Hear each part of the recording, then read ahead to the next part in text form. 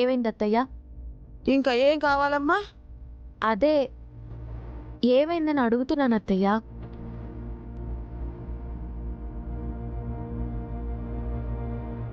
నన్ను ఇంట్లోకి రానివ్వడం లేదు అంటే ఒక అర్థం ఉంది, కానీ రాజుని ఎందుకు రానివ్వడం లేదు అత్తయ్య? అంత తప్పు రాజు ఏం చేశాడు? మీరైనా చెప్పండి మావయ్య, రాజు ఏం తప్పు చేశాడు? వరాలు మల్లేషు కనీసం మీరైనా చెప్పండి. కనీసం రాజుకి బుల్లెట్ దిగి హాస్పిటల్లో ఉన్నా కూడా మీరు రాలేదు. అంత తప్పు రాజు ఏం చేశాడు అత్తయ్య? ఫోన్ చేసినా కట్ చేస్తున్నారు.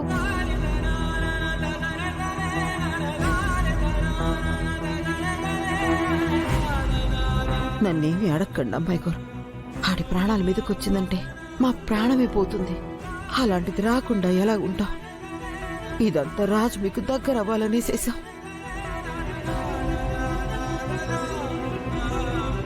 చెప్పండి అత్తయ్య. వాడికి మీరు పెద్దయ్య గారు తప్ప మేము అవసరం లేదు.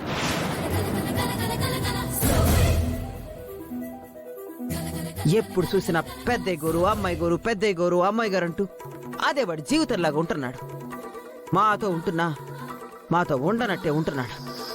వాడి దృష్టిలో మేము లేనప్పుడు మా మధ్య వాడెందుకు చెప్పమ్మా?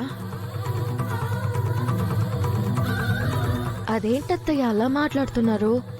రాజుకి మీరందరూ అంటే ప్రాణం, ముఖ్యంగా మీరు.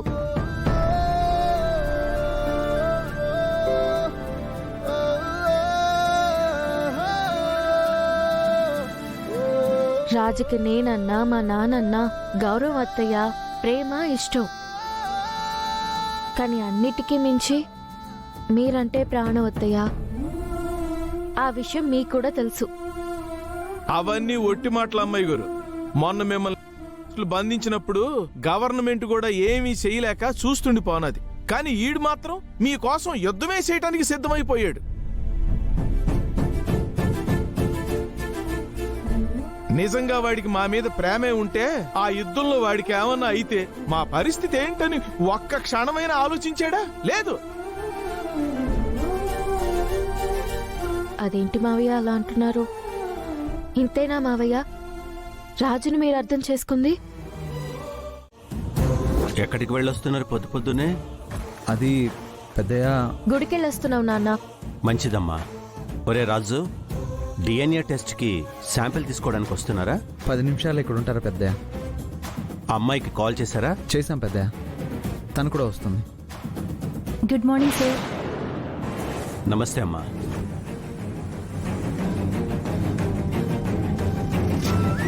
గుడ్ మార్నింగ్ అత్తయ్య. Good morning Deepak.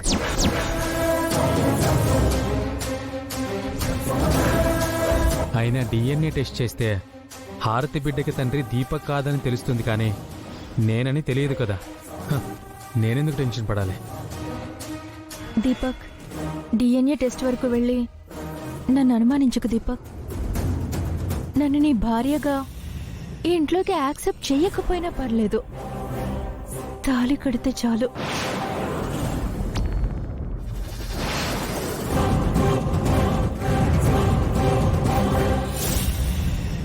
నీ భార్యగా ఎక్కడో ఒక చోట బతుకుతూ ఉంటాను.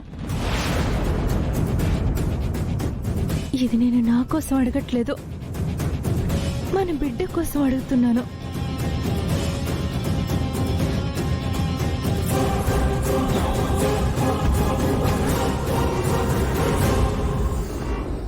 నీ వల్ల తప్పు జరుగుంటే ముందే చెప్పు దీపక్. డిఎన్ఏ టెస్ట్ లో పాజిటివ్ వస్తే మాత్రం తల్లి కొడుకుల్ని ఇద్దరిని క్షమించను. మీ వల్ల ఈ తల్లి కొడుకులు ఎంత క్షోభ అనుభవిస్తున్నారో అంతకి 10 రెట్లు అనుభవించేలా చేస్తాను.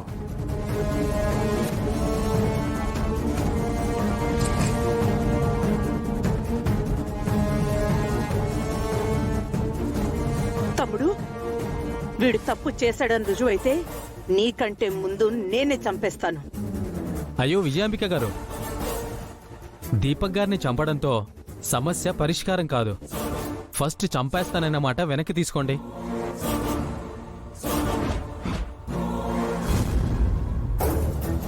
దీపక్ గారు, మనుషులన్నాక తప్పులు చేస్తారు. మనుషులందరూ మహానుభావులు కాదు. తప్పు చేయడం ఆ దేవుళ్ళకే తప్పలేదు, మనమెంత?